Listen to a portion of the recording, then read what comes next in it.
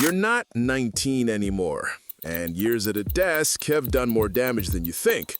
Tight hips, switched off glutes, and rounded shoulders. That's the starting point before you even try your first push-up. The moment you start calisthenics, the truth shows up fast.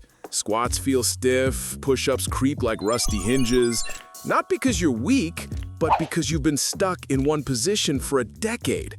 The good news? It's reversible.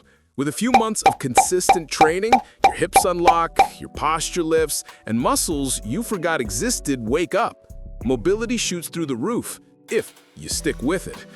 But then you realize control is gone. You might jog, lift occasionally, and think you're fit, but try a balance hold and you'll wobble like a baby deer. That's because your brain-to-body connection has been asleep. Every rep rebuilds it. Coordination, balance, body awareness. The trap in your 30s is ego. Not the flashy, look-at-me ego, but the sneaky one that says, skip the warm-up, I don't have time. Do that, and your shoulder or back will remind you why patience matters. Your biggest flex now isn't a one-rep max, it's being able to train again next week. And here's the kicker. Life feels different when calisthenics clicks. Carrying groceries becomes nothing. Climbing stairs feels effortless. Playing with your kid lasts longer, stronger, without shifting them every 30 seconds. That's the real payoff. So what happens when you start calisthenics in your 30s?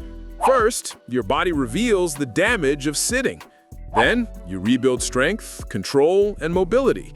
You stop wasting time commuting to the gym and start training anywhere.